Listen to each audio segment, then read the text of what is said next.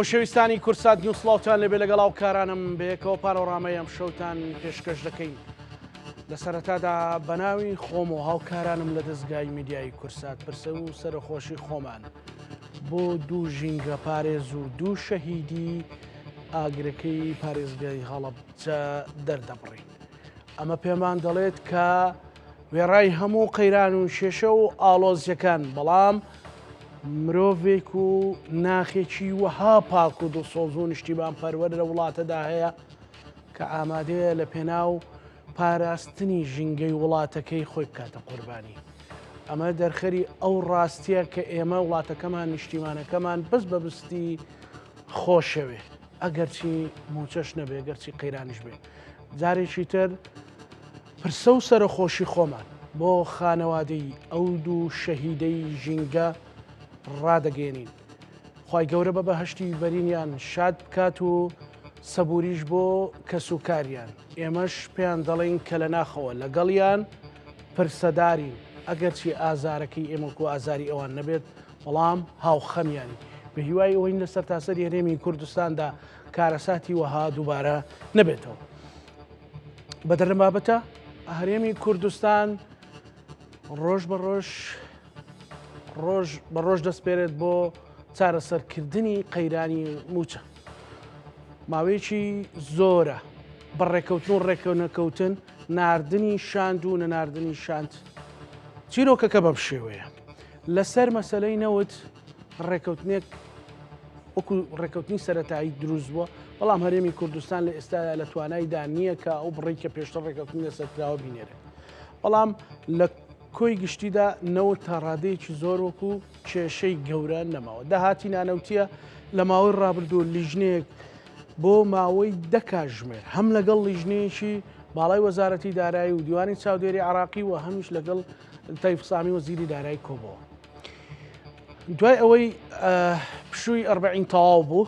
ئێستا جارێکی تر ئەنجومەنی وەزیرانی عراقی کۆ بێتەوە. ئەم شێوی شاندێکی باڵای هەرێمی کوردستان شاندێکی باڵانیە، شاندێکی وەزارەتی دارایی هەرێم گەیشتۆتە بەغدا.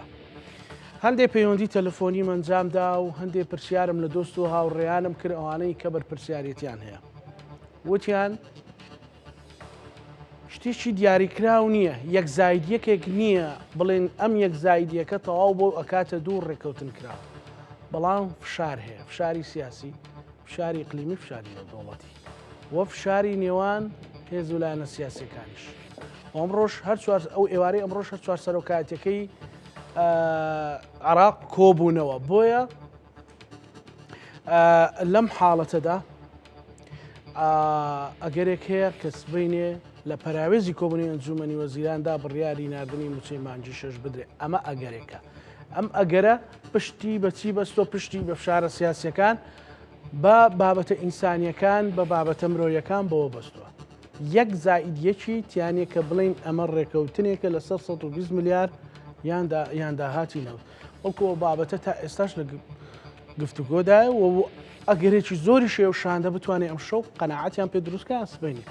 ئێمە لەسەر ئەم پرسە گفتوگۆ ئەەکەین بە میوانداری هەریەک لە بەڕێزان بەڕێز دکتۆر کاروان حەمەد ساڵح، شارەزای ئابووری و دارایی. سوپاس بۆ دکتۆر کاروان. هەروەها سوپاس بۆ بەڕێز مەحموود خۆشنا و شارەزای کاروباری عراق. پێش ئەوەی لەگەڵ دکتۆر کاروان گفتوگۆ بکەم، بە کەمێک لەگەڵ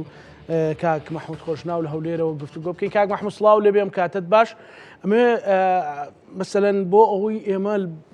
بۆ بەرچە ئەو ڕوونی بینەرەکانمان، بۆ ئەوەی بینەرەکانمان بزانن چی ڕۆدا دۆخی عراق و هاوچێشە سیاسەکان، ئەگەر بە کورتی بۆمان ڕوونکەیتەوە لای بەڕێستان چۆنیە؟ سپاس کاکزانە بۆ دەرفەتە، سپاس بۆ جەنابێت، سپاس بۆ کاک کاروان و بینەرانی پانۆراما. ڕاستەکەی بارودۆخی سیاسی عێراق بەر لەوەی باز لە بارودۆخی ئابووری بکەین، بەدەر لەوەی کە کۆمەڵێک هاوکێشەی تازەی سیاسی ئەمنی استراتیجی لە ناوچەکە پەیوەندی بە هاوپەیمانان و بوونی هاوپەیمانان لە عێراق لە ئایندە دروستبوونی شەڕێکی تازە لە نێوان ئێران و ئیسرائیل، کۆمەڵێک معادلاتی ئەمنی و سیاسی استراتیجی لە ناوچەکە کە کاریگەری ڕاستەوخۆیان لەسەر بارودۆخی سیاسی و ئابووری عێراقدا هەیە. ئەمە ڕەنگ دەداتەوە لە پەیوەندی هەولێر و بەغداش. بۆی دەبێ باز لەوە بکەم کە هەر ساڵێک ئێمە بچینە کە گوترێ ساڵی هەڵبژاردن، کە ئەو ساڵە لایەنە سیاسی عێراقیەکان وتاری تائفی وتاری مەذهبی وتاری نەتەوەیی بەرز دەبێتەوە لە عێراق و دەبێتە بە بەشێک لە بانگەشەی هەڵبژاردن و دەیانەوێت لە ڕێگەی ئەم بانگەشەیەوە کاریگەری ڕاستەوخۆی لەسەر دەنگدەر دروستکەن بۆیە بۆ لای ئەم لاین و لاینەکەی تردا بڕوە و مزایدەی سیاسی بە تایبەت لە ناو ڕەوتی سیاسی شیعی لە عێراق و لە چوارچەوەی هەمانجی هەیە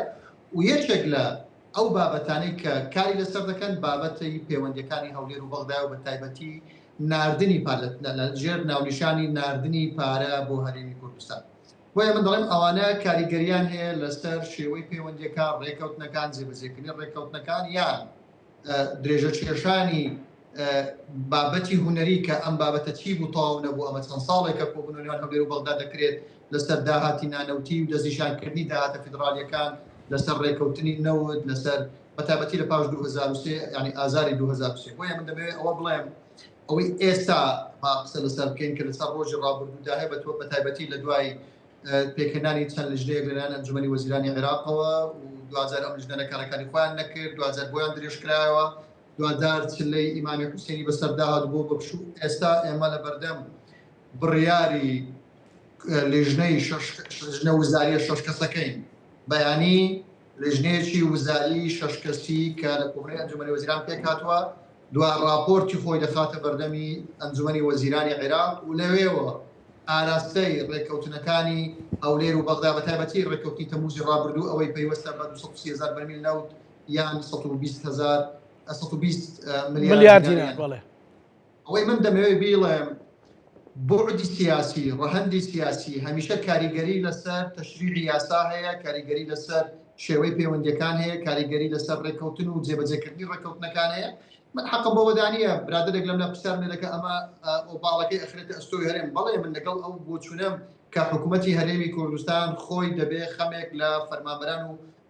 خانشینانی خۆی بخوات جا بە هەر ئاراستەیەک دەبی بە هەر شێوازێک دەبی چۆن ڕێک دەکەوێت چۆن ڕێک ناکەوی ئەمە فەرمانبەر لە هەرێمی کوردستان بەرپرسیار نیە لە ئاراستەکردنیانە ئەمە مەسئولیەتی حکوومەتی هەرێمی کوردستانە بەڵام ئەو ڕەوتە کە هەموو ئۆباڵەکە دەخاتە ئەستۆی حکوومەتی هەرێمی کوردستان دەخاتە ئەستۆریکردن ڕاست نییە ڕاستە حکوومەتی هەرێمی کەم تەرخەمە لە دۆسەی نەوت کەم تەرخەمە لە شفافیەت کەم تەرخەمە لە خەم خواردنی زیاتر لە ماف و شایستەکانی هەرێمی کوردستان بەڵام ناکرێ ئێمە باس لە بەرپرسیارەتی بەغدانەکەین عقلێتی سیاسی وەکوی باسم کرد لە پشت عقلێتی سیاسی دەوڵەتی قوڵی عێراق لە پشت هەموو ئەو کارانەیە کە لە عێراق ڕوودن بە پەیوەندیەکانی لەگەڵ هەرێمی کوردستانەوە بۆیە ئاراستەیەک هەیە ئەمەم ئاراستەیە بەشێکی بۆ پەیداکردنی دەنگە بەشێکی بۆ بەرهەڵستیکردنی لانە بەشداربەکانی حکوومەتی هەرێمی کوردستان کە بەدەسەڵاتدار ناو دەبرێن ئەمانە ئەم بەرهەڵستیە ئەم ململانەیە ئەم ڕێکابەتی ڕەنگی داوەتەوە لەسەر وتاری بەشێک لەلایەنە سیاسەکان ئێستا بۆ تەباو لە هەرێمی کوردستان هەموو شتێک دەخرێتە ئۆباڵی حکوومەتی هەرێمی کوردستان وەکوەیە فریشتەیەک لە بەغدا بێت بەڵام من بەپێی بەدواداچوونم بەپێی نەگەڵم خولەی هەڵبژاردن هەموو خولەکانی ڕابردووی هەڵبژاردن هەموو ئاراستە سیاسەکان تەنانەت لە مافی کورد لە دەرەوەی موچە لە دەرەوەی بودجە لە دەرەوەی دارایی لە کۆمەڵێک بابەتی تر لە نوێنەرایەتی عێراق لە دەرەوەی عێراق لە ناوخۆی عێراق لە دامەزراوە سەربازیەکان لە یاسای ئەنجومەنی ئیتیحاد لە تەنانەت لە تێپەڕانی یاساکانی ناو لیژنەی یاسایی پەرلەمان دوجاریش ناو پەرلەمانی عێراق ئەم خوێندنەوە ئەم هاوکێشەیە پێمان دەڵێ کە عقلێتێکی سیاسی لە پشت تەشریعی یاساکانەوەیە لە پشت بڕیارە یاساکانەوەیە لە پشت پەیوەندی ڕێکەوتنەکان و پەیوەندیەکان نێوان هەرێمی کوردستان بۆی ئەوەی لای من گرینگە هەموو هەرێمی کوردستان هەر کاتێک لانە بەشداربووەکانی خولی شەشەمی پەرلەمانی کوردستان کە وێراتیانە لە پەرلەمانی کوردستان دوو هێزە سەرچەکەی دەسەڵاتی هەرێمی کوردستان کە یەکێتی و پارتیە کۆی یعنی ئەو منبەرە ڕاگەیاندن و منبەرە سیاسەکانی هەرێمی کوردستان چاودێران میدیاکاران ئێمە پێویستە بەوردی بیر لە حاڵەتێک بکەینەوە پرسیار ئەوەیە من هەمیشە یعنی نمونە باوە دێنمەوە ئەگەر هەرێمی کوردستان ڕێکەوتی نەوتیش جێبەجێ بکات کە جێبەجێ کردووە 9 ملیۆن بەرمیلی لە ساڵەکانی ڕابردوو دا بە عێراق نەمان بینی عێراق شایستەدارەکان و نەشمان بینی عێراق تێچووی بەرهەمێنان و ناردنی هەناردەکردنی نەوتی هەرێمی کوردستاندا بۆیە ئێمە بەڵگەی زۆرمان لە بەردەما کە ئێمە عێراق و هەرێمی کوردستان هەردووچیان بەرپرسیاری سەرچین بەگەیشتن بەڕێکەوتن ئێمە لایەنێک ناخینە دەرەوەی هاوکێشەکە و لایەنێک تاوانبارکەین بە پێچەوانەوە بەڵام پێویستە ڕاستیەکان بڵێن. ئێستا ئەم چەند مانگەی ڕابردوو من پرسیارەکەم. وەزارەتی دارایی عێراق دەڵێ هەرێمی کوردستان شایستەکانی نەماوە، پارەکانی خۆی تەواو کردووە، یعنی بەپێی ئەو معادلەی کە خۆی باسی کرد لە دوا نووسراوی وەزارەتی دارایی عێراق. ئەگەر وایە هەرێمی کوردستان پارەی نەماوە پشتی خۆی تەواو کردووە، چۆن موچەی مانجی پێنج دنێری؟ چۆن تۆ ئەم موچەی خەرج کرد بەبێ هەناردەکردنەوەی بەبێ بە هیچ ڕێکەوتنێک کەواتە یعنی عقلێتەک هەیە دەتوانێت بەم لای ببە و بەم لاشی ببە. بۆیە یعنی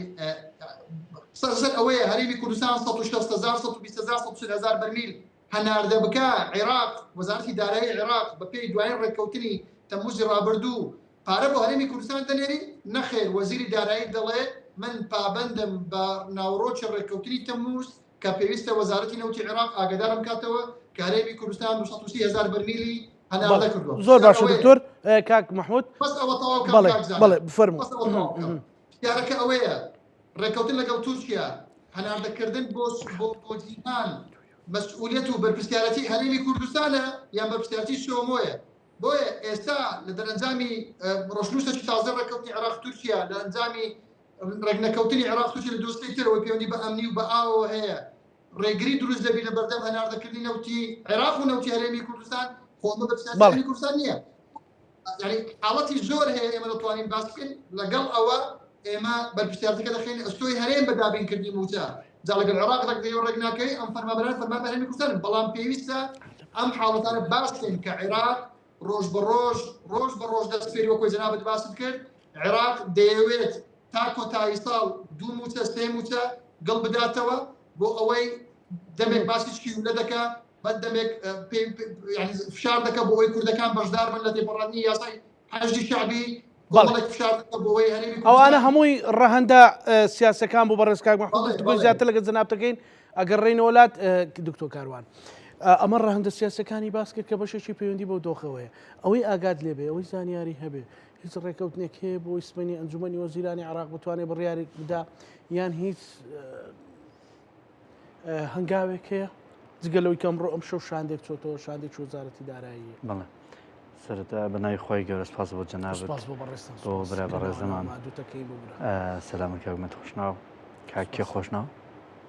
کاکی خۆشناو ئەوەزم کاک محمودی بەڕێز بەڵێ ناسم دیارەکان بەزیاتر لە ئەعلامی عەرەبی شرۆڤی سەرکەوتوو بیت ئینشاءڵڵا و هەموو بیسەران و بینەرانی کەناڵی کورسات لە ڕاستیە بەداخەوە ئەمە هەموو بەرنمەیەک باز لە قەیرانی موچە یان باسی لە شەڕ باز لە هەموو ئەو ئاڵۆزیانەیەکن کە دوجار هاوڵاتیانە بێ باجەکەی بن ئەوەی کە ئێستا ئەگوزەرێ سەبارەت بە موچەی مانگی شەش بە پێی و زانیاریەکان بەغداد نەرمیکی نواندووە، بەڵام گرفتەکە لەوایە کە هەندێک کێشەی لە هەرێمی کوردستان دروست بووە. من تقریبان هەفتەیە پێش ئێستا وابزانم هەر لە بەرنمەیەک بوو لەگەڵ ئەم برایمە پێکەوە ئاماژەم بەوە کرد کە هەرێمی کوردستان بەڵێ لە شوێنێکی تر کە یعنی پێش ئەوەی کە وەزیری دارایی بڵێ ئێمە داهاتی ناخۆ بۆ جۆرە تەسلیم ناکەین، ینی بە نەسەکەی وە بۆ جۆرە نەبوو، بەس تعبیرەکەی بۆ جۆرە بوو کە نادەین. من وتم کە کێشە بۆ تەسلیمکردنی داهاتی ناخۆش دروستە بێت، چونکە هەرێمی کوردستان لە بەرامبەر 120 ملیارەکە بیت لەوە ئەکاتەوە نزیکی 7 ملیارە بنێرێ بۆ حسابی کە لە 2024 و لەم ساڵیشا داهاتی ناخۆ کەمی کردووە و جۆرێک لە جۆرەکان ئەیانوێت بۆ جۆرەی لێ بکەن. مەوزوعی نەوتیش ئێمە دەمێک وتمانە هەر لەگەڵ جەنابیشتا ساڵە 2 ساڵە پێش شەڕی ئەوە وتمان کە مەوزوعی تەسلیمکردنەوەی هەناردەی نەوت مەوزوعی بە گۆڕانکاریە کە ڕوئەیە و ڕوشیە و زایدەن تداخلاتی تورکیا. ئێستا تورکیا یعنی ئەم دوو قەزیە جا ناکرێتەوە لە موچە لە هەرێمی کوردستانە، نە نەوت جا ئاکرێتەوە، نە مەوزوعی داهاتی ناوخۆ کە بەشێکی زۆری ڕەبتیشی هەیە بە هەموو ئەو بازرگانی و هەموو ئەم هەناردە و هاوردەی کە لێ نێوان زۆنی سەوز و زەرد دەتوانین بڵێن ناڵێن زۆنی سەوزە، بەڵام بەداخەوە ئەو دوو دەسەڵاتی کە وای کردووە کە نەمانتوان دەسەڵاتێکی سەرتاسەریمان هەبێ کە داهات لای کەمی وەکو ساڵی 91 و 92 کۆ بکرێتەوە. کاکە لەم سلێمانیە داهات لە سەرەتای دروستبوونی حکوومەت باوەڕ کە لەم سلێمانە باشتر کۆ بووە، ڕێک جاکرا بۆ 30 بە 40 پارەکان جوان کۆ بووە، جڵدی حساباتەکرا ئاهات سی بۆ شوێنێک سیەکەی بۆ ئەولایتر ئەوی تری بۆ مۆزەفەکان بەس ئێستا هیچی نازانی یعنی نە ئەم لاسیقەی بەولایە نە ئەو لاسیقەی بەملایە و لەگەڵیشە بەشێکی پەیوەندی بۆ هەیە بەڕاستی داهاتی نەوتە بڕۆ لە وەزیری دارایی بپرسە نازانێت چەندەکە نازانێت بۆ کوێچێ جا گرفتەکە ئێستا هەر ئەو نەوت نییە گرفتەکە داهاتی ناخۆشی هاتۆتە سەر کە جیاوازە لە مانگی دوومانگی پێشوو کە هەرێمی کوردستان ئامادە بۆ 120 میلیارد بە لەبەرەوەی فشارێکی ناوخۆیی خۆڕسک هەبوو و لەگەڵیشا دۆخی یەکلابوونەوەی شەڕی ئیسرائیل و ئێران تەپوتۆزی مابوو کە ئەگەری ژێیە سەر هەڵباتەوە و جۆرێک لەوەی کە هەرێمی کوردستان ناوێت چکەمە لێرە بە ڕاشکاوی قسەکەی بۆ هاوڵاتیان و بەرنامەکەی جەنابێت بەشێکی کە تۆزە هەرێمیش تنگی کردوێتە لە مۆزوعی داهاتی ناخۆ یان ئەوە یەکەم لەبەری موچەیە گاتووە دووهەمیش لەبەرەوەی کە گریمانەیە گەیە شەڕ دەست پێ بکاتەوە گریمانەگەی محمودی باسیەوەی کردکانی مەسەلەن بێت و ئاڵۆزێک دروست بێ هەموو ئەخر ئەوە ڕسک نییە ئەزانی خۆی چۆنە من هەموو ئەڵم ینی خەتەرە ئێمە گرەوی ژیانی هاوڵاتیان موچەی هاوڵاتیان دۆخی بازار دۆخی ئەو خەڵکە گرەوەکانی هەمووی لە سەمیشە لەسەر ئەوەی کە شەڕێک ڕووبا گرەوەکان لەسەر ئەوەی کە بەغدا لاواز بێ ئێمە ناوماڵی خۆمان یەک بخرێت ئێمە ئەوەی کە ینی بەم چەند ژمارەیەک بۆ بخێنەوە بەڵێ بە هەموو قیاسێک دامەزاندن وەستاوە باشە بەرزبوونەوە و پلە بەرزکردنەوەوانە وەستاوە بۆچی موچەی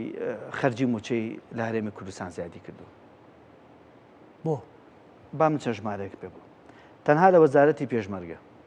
23,790 کەس ژمارەی مۆزەف زیای کردو لە وەزارەتی دارایی 100 ناوزیای کردو لە وەزارەتی کارەبا 2460 ناوزیای کردو لە وەزارەتی پەروەردە 4316 کەس زیای کردو وەزارەتی ناخۆ 1882 وەزارەتی شارەوانی 1135 ئەنجومەنی ئاسایی 474 گرێبەستەکان 1231 دەستگای ئاسایش 1409 و زیادبوونی ژمارەی خانەنیش یعنی دەدی کابراوەتی تۆ خۆت بە کوانە هەژگێکیشی بەست بوو لە خۆت یعنی ئێمە هاوارەکەین کاکە ئەمە قسەی ئێمە نییە بەرپرسەکان خۆیان لە مامجلالە بگرێت تا کاک مەسعوددا هەمویان بڕۆ گویان لێگرێت کاکە لە مەجلیسی تایبەتە هەموو ئیعترافە ئێمە قسە ئەکەن کاکە ئێمە بەڕاستی ئەمانە کە حکومڕانی کراوە ئەم وەزیر و ئەم گزیرانە بەل لێشاو خەڵک دامەزێراوە بە جۆرێک بیلەوە نەکراوەتەوە ئایا ئەمە ئەو تەداعیاتانەیەکی ئێستا ڕوبەڕووی بوونێتەوە سەر مێزەکەی ئێمەیە وانە لە پاڵیشیان ئەمانە کێشەیە قسەری ئەمەی کە ئێستا ڕوئەیە گرفتەکە نییە ئەمە دەرەنجامی خراپ بەڕێوەبردنە دەرەنجامی ئەو گرفتانەیە کە لە پێشوا چارەسەر نەکراون سیفەتی کێشەش وایە شتێکی بچووکە حەلی ناکەی گەورە بێ دوانی دوای بە دوایە ئێسیانی تریش لەو لاوەیەت گێژاوێت دروستە بێت ئەوەی ئێستا ئێمە لەسەر مێز گفتوگۆی سەرەکەین ئەو ئەنجامە پێتەڵام ئەمە ئێستا لە دەرەنجامی ئەو گرفتانەیە بەڵام کێشەکەش بەش جۆرێکە لە گێژاو بۆچی چاوەڕێی یعنی دۆخێکی نەخوازرا و شەڕێک و گۆڕانکاری لە ناوچەکەیاکەن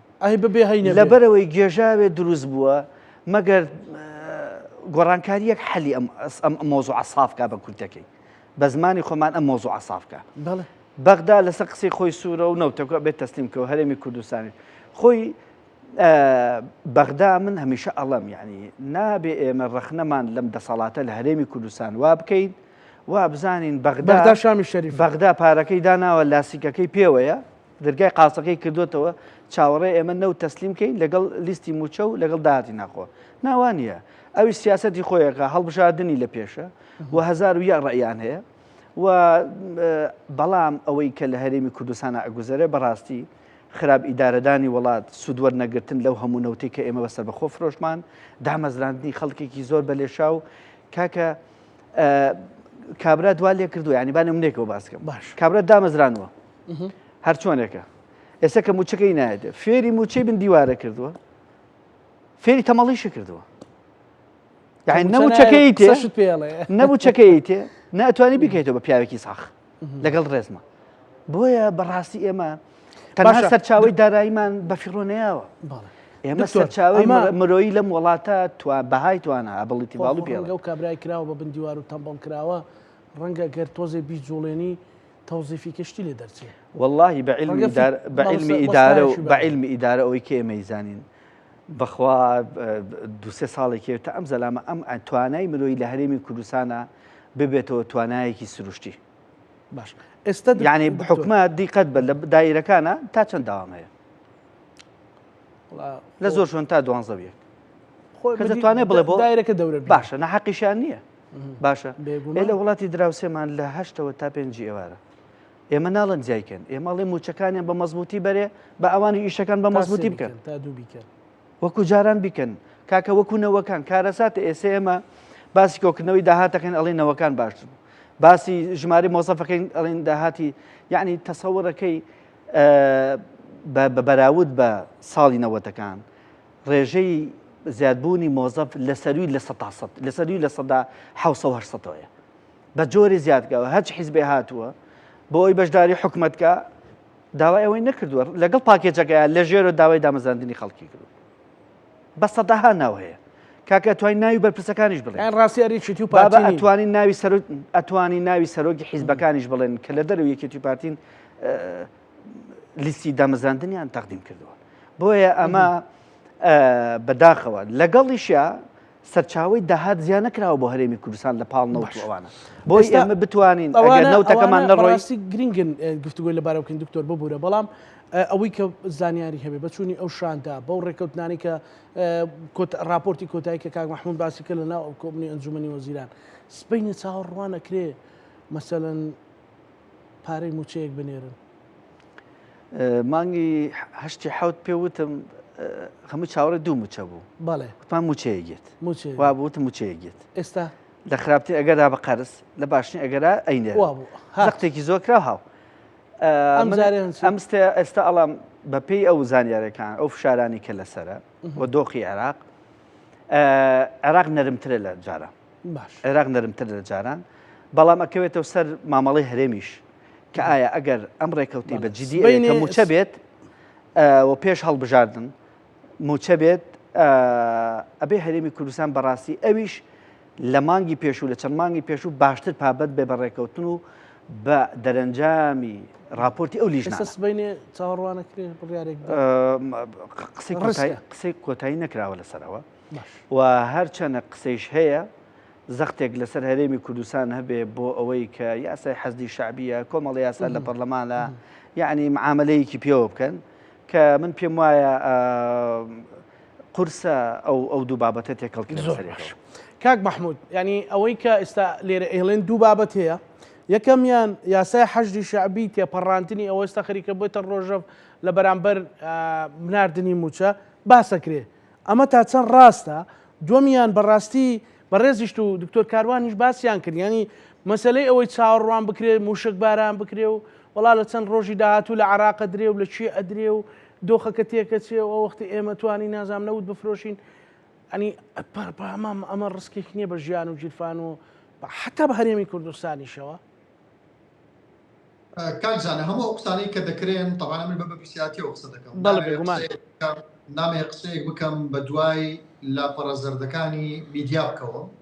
و نامەوێت من قسەیەک بکەم قسەی کۆمەڵە خەڵک دووبارە بکەمەوە کە لەسەر هیچ بنەمایەک نییە من ئاگام لە شانە تەکنیکەکانی هەرێمی کوردستان و عێراقەوە هەیە و ئەو ناونیشانەی کە جەنابەت بە منت پێناسان لەو بەرنامەیە لە بۆشاییەوە نەهاتووە من ئاگاداری کۆبنەکانی ژنەی دارایی عێراقم ئاگاداری تیمەکانی عێراقم ڕۆژانە پرسیار لە لیژنەکان دەکەم برادر ڕەفیق و برادر و کەسم هەیە لە ناو لیژنەکان گومانم لەوە بەڵێ ئاگادارم لە ناو کۆبنەکانی ئەنجومەنی وەزیرانی عێراقەوەیە بە ڕێزە وەزیرە کوردەکانی عێراق هاوکارن بۆ ئەوەی شتمان پێ بڵێن لە هەرێمی کوردستان لە ئەنجومەنی وەزیران لە دوتکەی دەسەڵات لە ئەنجومەنی وەزیران ئاگامان لە وردەکارەکان هەیە بۆی ئەو قسانەی کە باز لەوە دەکرێت کە هەرێمی کوردستان یان حکوومەتی هەرێمی کوردستان لیژنەکانی گرە و لەسەر ئەو بارودۆخەی عێراق دەکەن ئەمە ئەم لایەنانە باسی لێوە دەکەن و دەیڕژێنن و قسەی لەسەر دەکەن بۆ ئەوەی متمانە لە نێوان هاوڵاتیان و حکوومەتی هەرێمی کوردستان لاوازتر بکەن هیچ ئەسڵ و ئەساسی نییە کۆبنەکان بەردەوام بن خواستی لیژنەکانی هەرێمی کوردستانە گەیشتنە بەڕێکەوتن ڕۆژانە تیمی وەزاری کورد لە ئەنجومەنی وەزیرانی عێراق بەردەوام لەگەڵ وەزیری دارایی سەپس لەگەڵ ئەوەی کە بە خۆمان بە هەولێری پێی دەڵێن لەگەڵ بەڕێز سوودانی بۆ لەگەڵ حکوومەتی هەرێمی کوردستان بەردەوام لەسەر خەتن بۆ ئەوەی بگەن بە ینی کاک مەحموود پرسە پرس باسی دەکەن بەڵێ نانا تەنها ڕۆژانە جگە لە کۆبنەوە فەرمیەکان بە پستە پستیشەیە بەڵێ بە پستە پستەوەیە کە ئاوا بە جوویدا دەترپێنی وانە بەبستم ئەوەیە لە بۆنەیەکی کۆمەڵایەتی لە بەغدا لە پەرایزی ئەم کۆبنەوەیش قسە لەسەر ئەم بابەتە دەکرێت هەر دەرفەتێک بۆ دیتنەبی قسە لەسەر ئەم بابەتە دەکرێت بۆیە ئەم قسەی کە هەرێمی کوردستان چاوەڕێی تێکچووری بارودۆخی عێراقەکە ڕاستە ئەم قسەی بڵاو بۆتەوە لە میدیا و سۆشیال میدیا بەڵام وەکو ڕێڕە و نەخشە ڕێگای گفتوکان هەرێمی کوردستان هیچ بنەمایەکی نییە بەڵێ خۆ دەکرێت کە سەرکردەیەکی سیاسی باز لە ئایندەی ئەمنی و ئەوەی عێراق بکە بەڵام بۆ دەیبەستنەوە بە موچە و فەرمانبەرانەکە ئەمە ئەجندایەکی تایبەتمەند بە لێدانی متمانە هەیە لە نێوان هاوڵاتی بەڕا بەداخەوە ئێستا من لەوەیە بەشێک لە بینەران من لە بەرزستایە ناشرین بم کە قسانە دەکەم چونکە ئەوەندە لە سۆشیال میدیاش دەهەڵڕێژراوە ئەمەندە درۆکراوە دوور لە ڕووی ئێوە و بینەرانی کورسات ئەمەندە قسەی نابەجێ و نابەرپرسانە کراوە و نادروست کراوە شتێک نەماوە یعنی خەڵک قسەی ڕاستی لەسەر بکات وەکو چی لە چی لیگەرانی بەڕێز کاک مححمود ئەوەی کە ئەو جارێک کەژراوە لەسەر ئەو بابەتە بنمونە قسە لەسەر 120 میلیارد دەکرێت لەکوێ دنیا هەبووە حکوومەتێک داوای ڕقەمێک بکە لە داهاتی نانەوخۆی بڕاوەبی یعنی قەتعیبی بڵێ من ئەوەندەم دەوێت داهاتی نانەوتی مانجێک بەرز دەبتەوە مانجێک دادەبەزی سایتی شەفافیت لە سلێمانی لە هیچ شوێنێک نەبووە نە لە سەرەتای نەوەتەکان لە دوای نەوەتەکان کە بە وردی بە ژمارە بەپێی گەنجینەکان بەپێی بانکەکان بەپێی وحدەی حیسابی باس لە داهاتی نانەوتی بکە ئەمە خۆی لە خۆی دەستکەوتە بایۆمتری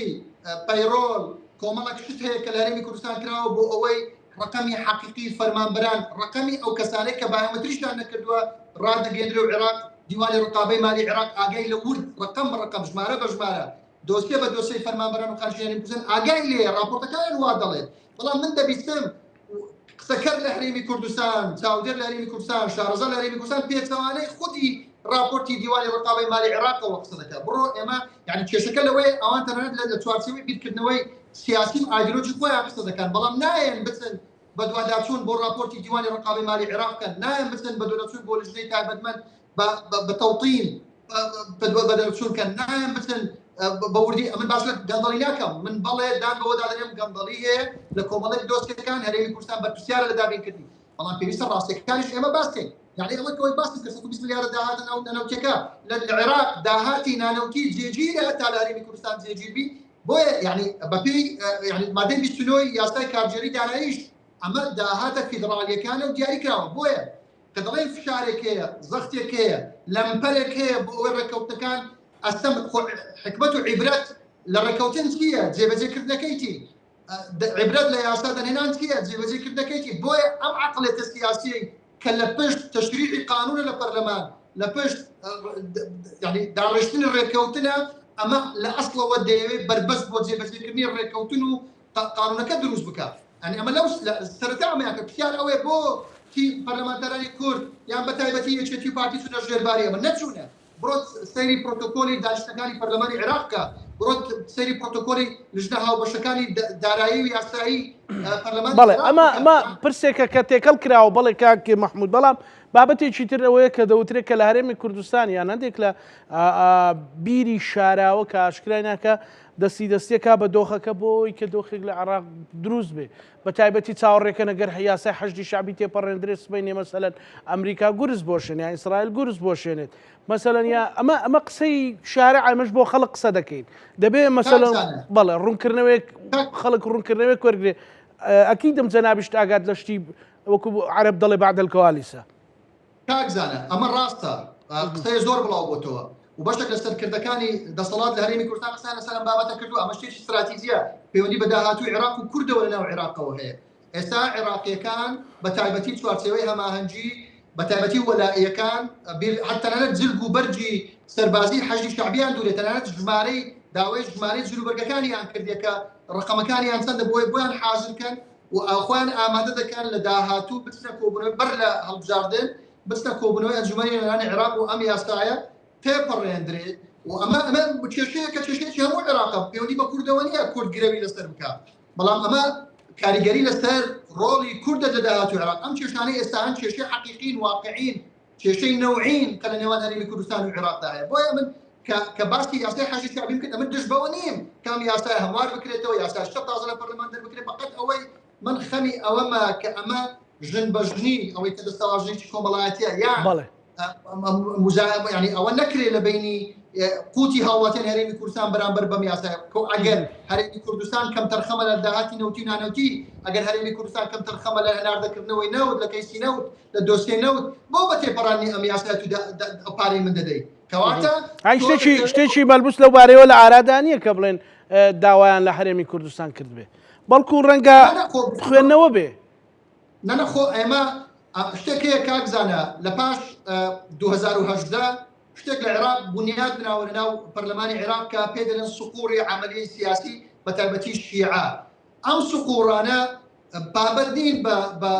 ڕێکەوتەکانی کۆنگرەی معارەزە ئەوەی ئۆپۆزیسیۆن کە سەرکردەکانی جیلی یەکەمی حکومڕانی عێراق کە ئەوانە لەگەڵ کورد نەخشە ڕێگای عێراقی تازەیاندانە ئەمانە تازەن تەنانەت وا نمایش دەکەن کە ڕکابەراتی جیلی یەکەمیش دەکەن بۆ ئەوەی هیچ پابەندیەکیان نەبی بەرامبەر بە هەرێمی کوردستان من لەگەڵ ئەوەدام لە داهاتوو هەرێمی کوردستان یەک خەم لە خۆی بخۆ لە ناو خۆی کۆمەڵە خۆی ڕێک خاتەوە لە ڕووی داراییەوە بتوانی خەمی هاوڵاتیانی هەرێمی کوردستان بە تایبەتی فەرمانبەران و موچەخۆران بکوە و نەکەوێتە ژێرکاری گەرە سیاسیەکانی بەغدا دوو لەگەڵ عێراق و بە تایبەتی بە مصارەحە بە شەفافیت قسە لەسەر ئەم دۆسیانە بکات یعنی ناکرێت دوو کەس سێ کەس قسە لەسەر بکە پێویستە بە فەرمی بێن قسە لەسەر ئەم بابەتانە بکەن ئەوەی ئێستا دەگوزارێت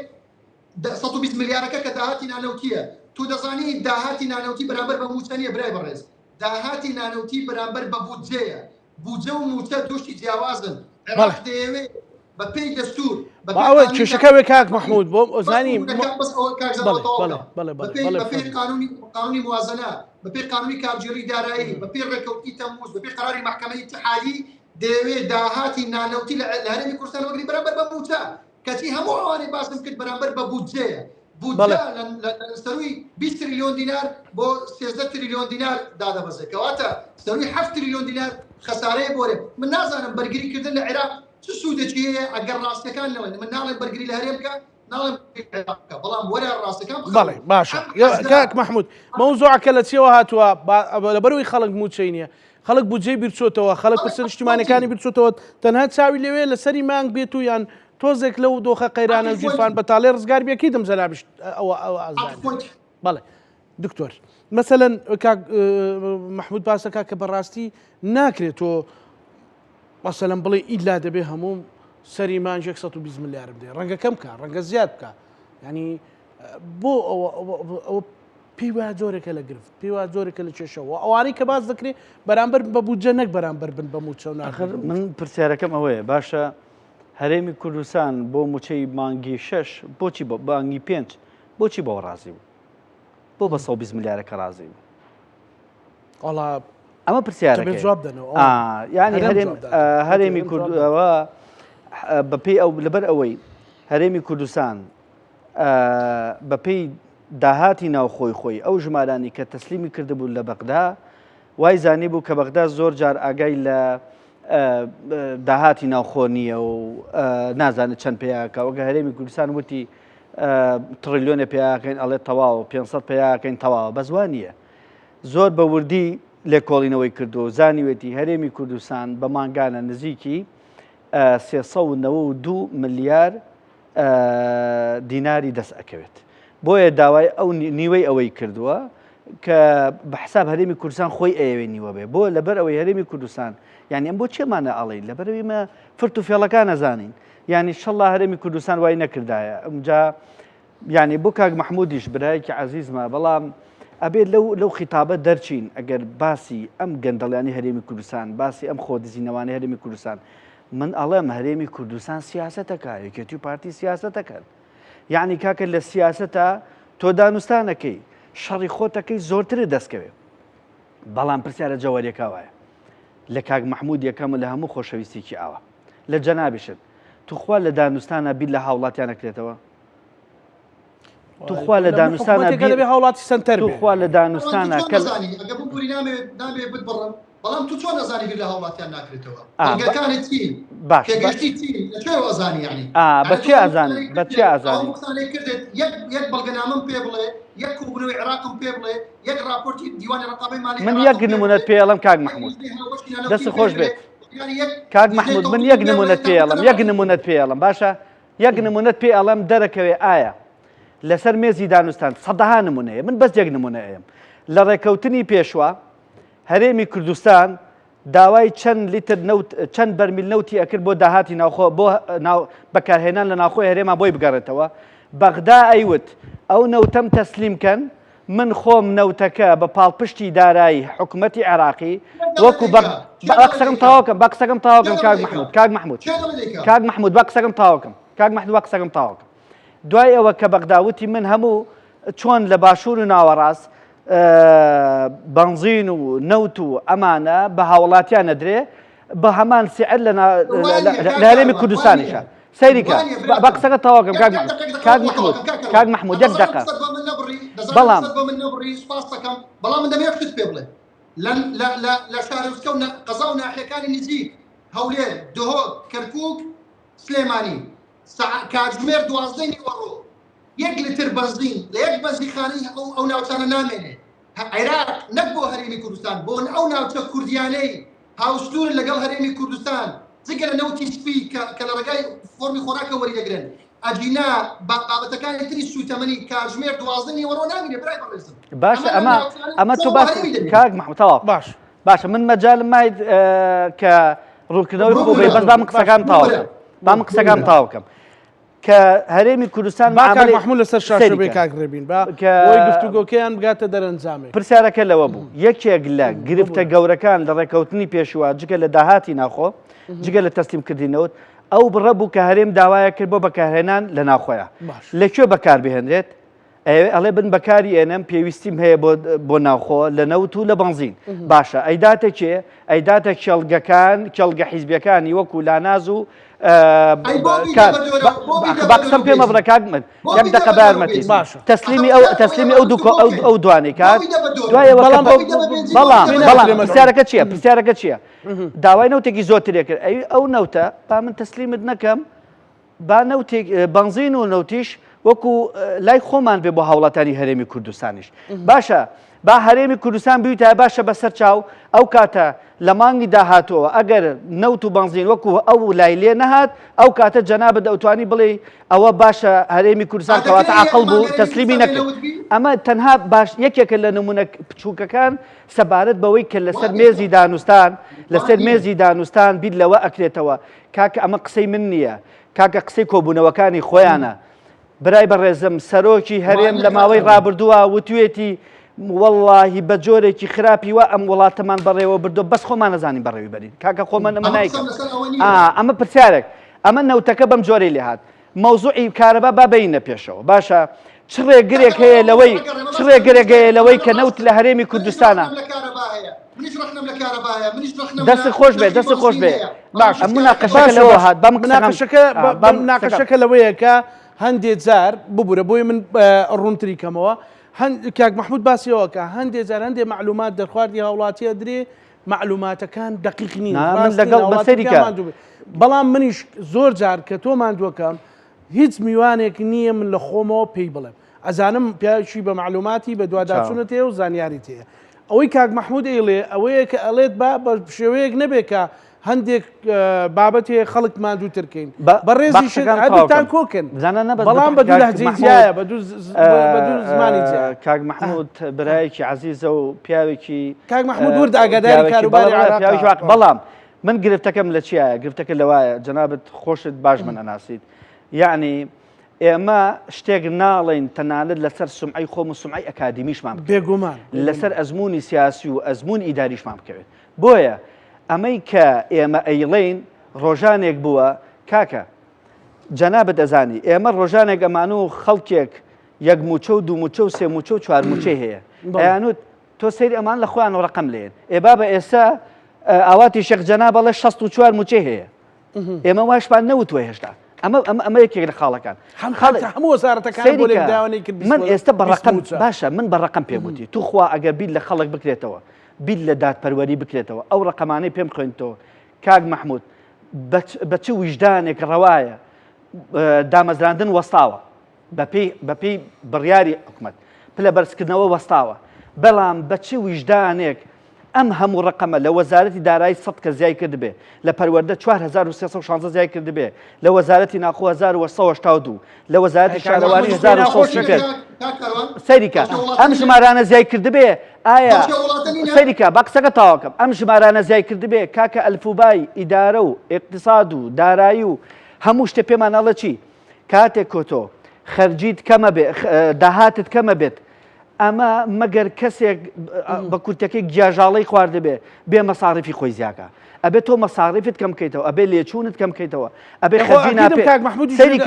ئەبێ خەرجی ناپێویستت کەم بکەیتەوە خەرجی ناپێویستی کەم بکەیتەوە باشە ئەوانەی کاک دکتۆر جەنابەت ئێمە هاتوین بە ناوی کەمکردنەوەی خەرجیەوە سەیریکە یاریەکە لە چیە بە ناوی کەمکردنەوەی خەرجیەوە هاتوون بەرزکردنەوەی پلەیان ڕاگرتووە بەڵام لەولاوە خەڵک دامەزرێنن کاکە خەڵک دامەزرێنە ئێمە بۆیە قوبوڵ ئەو خەڵکە نایەتە سەرجادە لە پلە بەرزکردنەوە ئەڵێن کاکە پارە نییە بەڵام تو خەڵک دامەزرێنی ئێم پارە لەکوێنی یعنی کارەساتە میدیا ئەکرێتەوە ملیۆنان دۆلاری تێچێ ئەی ئەمە بیرکردنەوەی لە چارەنووسی هاوڵاتیان خەڵک شتی خۆزگە لە هەرێمی کوردستانە یعنی ئێستا کە من ئەچمەوە سەر ئەو قسەی خۆم ئەبێت لە مەسەر مێزی دانوستان سیستەمی بردنەوەی سێتەڕەفی بێ بەغدا هەرێمی کوردستان لەگەڵ هاوڵاتیان بەڵام ناکرێ هاوڵاتیان لەسەر مێزی گفتوگۆ نەبن هەرێم بیر لەوە بکاتەوە چی بەدەستخا کۆمپانیەکان چۆن زەرەرکە پاڵاوەکانی نەوت چۆن زەرەر نەکەن حیزبەکان خۆیان چۆپ کاکە یەک پرسیار دیسانەوە بۆ کاک محمود بەڕەقەم بزانە لە ناوەڕاست و باشووری عێراقا بە یەکێتی و پارتیەوە چەند پرۆژەی ئیسیسماریان هەیە لە ناوچەکانی باشووری ناوەڕاستی عێراقا باشە چ پرۆژەیەکیان بە تەحەداوە ئەڵم چ پرۆژەیەکیان داهات بۆ قاسەی حکومەت هێرێم پێیاکە ئەی تۆ ئەو پرۆژانە بە هیچیەکەی زۆر باشە کاک محمود وەکو دوا قسە و دوا سەرنج وەڵامی ئەو وەڵامێک تەگەرلابێ بۆ دکتۆر کاروان منەکیدم کاک محمودیش لەگەڵ ئەو دامەزرانانە نییە کاک محمود بڵێ ئەگەر بە کورتی وەڵام دەی چکەم نییە خولەک لە کاتی بەرنامەکەم ماوە کاک زەنە سەرەتا بامە ڕێک ببین لە بەرزکردنەوەی فەرمانبەران و موچەخۆری ئەمە کەیسەکان تێکەڵ دەکەین یعنی وەکو وایە ئەگەر من باس لە پەیوەندەکانی هەولێر و بەغدا بکەم من ڕقم لە فەرمانبەران دەبیتەوە پلەکانی بەرز بکرێن ناکاکە ئێمە شتۆکی ئەوەش دەکەین شەڕی فەرمانبەرانیش دەکەین شەڕی موچەکانیشیان دەکەین بەڵام لە هەمان کات باسی حقیقەتەکانیش دەکەین کەواتە ئەمەزراندنی کۆمەڵە خەڵک لە هەرێمی کوردستان کەواتە ڕەوانی ئەریوانە خەڵکی ئەو وڵاتە نین ئەری هاوڵاتی ئەو وڵاتە نین دەرەوێ ڕێنماییەکان ناکاکە هاوڵاتین بە پێی قانونی خدمەی ئەو خەڵکەی تریش هاوڵاتیە کاک محمود مەزراون کوردن بەڵام تو دەتەوێت ئەمە دانەمەزرێ لەلایەکەوە داوای دامەزراندن دەکەن لەلایەکەوە تو حکومەت یارێمی کوردستان تۆ مەتبار بەدەکەی بەوەی خەڵک دانامەزرێ لەلایەکەوە گرەی لێ دەکەی حکومەت بە پێی بڕیار کاک محمود دامەزراندنمان وەستانووە دوو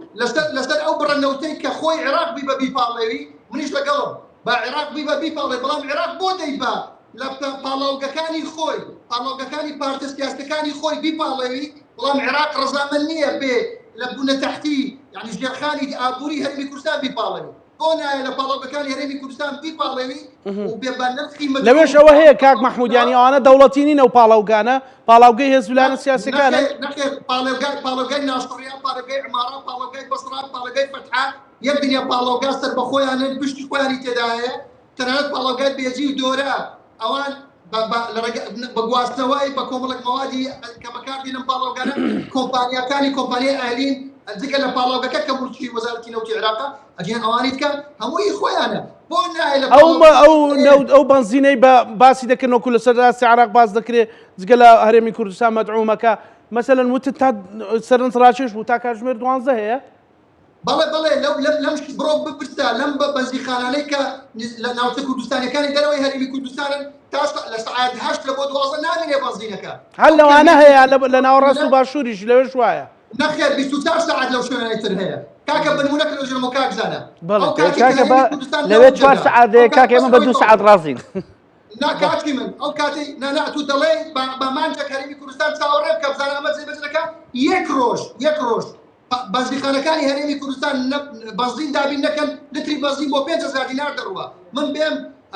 حیاتی هاوڵاتیان ژیانی هاوڵاتی بخەمە تاقیکردنەوەی عێراق ئایا ڕازی دەبێ یان ڕازی نابێ باشە هەرێمی کوردستان خۆی سەنەوتەکەی وەرگرتوێتەوە فەرموو ئێستا خۆی پشتیوانی پشگیری کات لە ڕووی داراییەوە بە 450 تەوزیع یعنی ئێستا بە پێی ئەو زانیاری و دەرەنجامانەی پێگەیشتووی کاک مححمود بەڕاستی عراقی ژیان بەغدا دەستی دەکا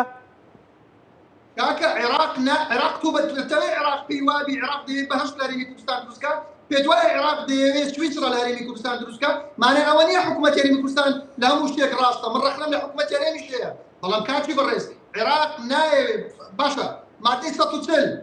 نەوت و گازە پەیوەندی بە داهاتی نەوتی نانەوتی هەیە ئەنجومەنی ئیتیحاد پەیوەندی بە داهاتی نانەوتی هەیە ئەنجومەنی خدمە پشتی هەرێمی کوردستان لە هێزەکانی ئەمریکان داهاتی نەوتی نانەوتیەوە هەیە برای بەڕێز ئێمە لەگەڵ ئەوەی حکوومەتی هەرێمی کوردستان پێداچوونەوە بە خۆی بکە خەمی فەرمانبەران و موچەخۆرانی خۆی بخۆ بەڵام دەبێ ڕاستیەکان بڵێن ئێمە نایەن دیفاع لە عێراق بکەین و تەنها هەرێمی کوردستان تۆمەتبار بکەین لەبەرەوەی ئێمە ڕکابەری حکوومەتی هەرێمی کوردستان بۆی چەند کورسێک لە پەرلەمانی داهاتووی هەرێمی کوردستان وەرگرین 2000 لیتر ڕۆشتینەوە بەلایەنشی دەسەڵات ئێستا سیاسەتەکە وایە چەند کورسێک بینە بیبە وەرە مقایزەی پێ بکەن دوای بیدەوە بە دەسەڵات باشی بەڕێز لە عێراقیش ئەمە دروستە بۆیە ئێمە لەگەڵ ئەوەی لەگەڵ عێراق بگەین بەڕێکەوتن و زۆر ساریش باسمان کرد کە عێراق عمقی هەرێمی کوردستان بەغدایە و پێویستە بگەین بەڕێکەوتن بەڵام ئێستا بۆتە باو جوون بە حکوومەتی هەرێمی کوردستاندا ڕەخنە لە حکوومەتی هەرێمی کوردستان بگرە تۆ پیاوەکی باشی ئەو وڵاتی ڕاستیەکان باسکە تو دەبی بە کۆیلە ئەم ئارەستەیە کە ئەم ژارێک کە ڕێژەوە ئینشاءالله نەی عراقچین و زانی خۆی چۆنە هەر کاکە شتەکان سپاسەکەم کاک مححمود دواتر کاک مححمود جان سپاسەکەم کاتم نەما ئەزانی چۆنە کاکە دوا قسەم یەکێکی تر لە نمونونەکانەوەیە فەرموو ئێمە داهاتی گومرگمان هەیە باشە لە سنووری یەکێتی و لە سنووری پارتیش باشە ئەم داهاتی ناوخۆیە بە تایبەتی لە سنوورەکانە کە بەرهەمی دەرەوە ئێتە ناو وڵاتی خۆمان تۆ تەسەوڕەکەی ئەی ڕێگای تەنسیق کێ دایناوە من دامناوە بەغدا دایناوە سودانی دایناوە باشە کاڵا هەیە من چەند کاڵاو پێ ئەڵم کاک مححمود چەند کاڵاو پێ ئەڵم بە هەموو معیارێک ئەبێ سەریکە کاک مححمود قسەم پێ نەبڕیت چەند کاڵات پێ ئەڵم بە هەموو معیارێک ئەبێ نێتە ناو هەرێمی کوردستانەوە بەڵام سەیرەکەی پارتی لە ڕقی یەکێتی ئەڵێ ئەبێ لە ڕێگای تەنسیقەوە بە ڕقەمێکی کەمتر بە پارەیەکی کەمتر داخڵی ناو هەرێمی کوردستانی کرد بەڵام بە جۆرە ڕابردوو لە پرسیارەکە لە چییە؟ دیوانی چاودێری داراییەوە بەڕێزەی لە پرسای گومرگەکان لە ساسی عراق وتی ئەمە کامێری لەگەڕی کامێری چاودێری و ئاگامان لە ئەزانی چییە بڕوا بکەی پارتی خۆشەوەزانن بەڵام گرفتەکە لە چییە؟ شەڵڵا ئەو ڕێگای تەنسیقش بخرایەتە ناو خەزێنەی حکومەت و گرفتی موچەی پێ چارەسەرکرێ کاکە من چۆن ڕەخنە لە هەرێمی کوردستان ناگرم 33 ساڵە من چۆن سەریکە یەک پرسیارە لێ یەکەم یەک پرسیار کاک مححمود یەک پرسیاری لێ یەکەم